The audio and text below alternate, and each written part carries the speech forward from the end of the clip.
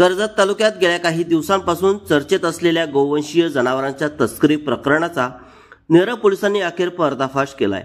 कोदिवले येथील शेतकरी भाऊ विठ्ठल सोनावणे आणि कर्जत पोलीस ठाणे हद्दीतील अंजप गावातील तानाजी माळी यांच्या बैलाची 10 दिवसांपूर्वी कत्तलीसाठी चोरी झाल्याने तालुक्यात खळबळ माजली होती।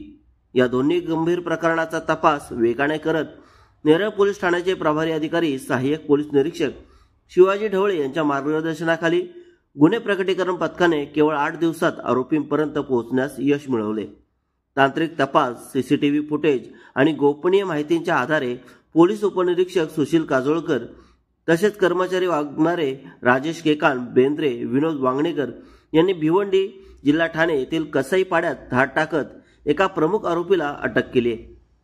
अटक करण्यात आलेल्या आरोपींचे नाव वाजिद कुरेशी असे असून चौकशी दरम्यान त्याने कोदिवले आणि अंजप येथील गोवंशीय जनावरे चोरून कत्तल केल्याची कबुली दिली आहे।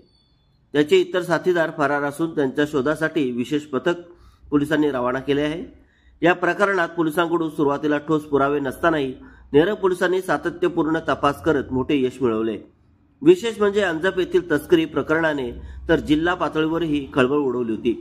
रायगड जिल्ह्याच्या पोलीस अधीक्षक अचल दलाल यांनी स्वतः या गुन्ह्याचा आढावा घेत तपासाला वेग देण्याच्या सूचना दिल्या होत्या। वरिष्ठांच्या मार्गदर्शनाखाली नेरळ पोलिसांनी दोन्ही प्रकरणात यश मिळवत गो तस्करींचा मोठा मागोवा उघडकीस आणला आहे। या कामगिरीमुळे नेरळ पोलीस ठाणे आणि तपास पथकाचे कौतुक होत असून कर्जत नेरळ विभागातील पोलीस दलाची छाप आणखी मजबूत झाली आहे। पुढील तपास सुरू असून उर्वरित आरोपींच्या अटकेसाठी प्रयत्न सुरू आहेत।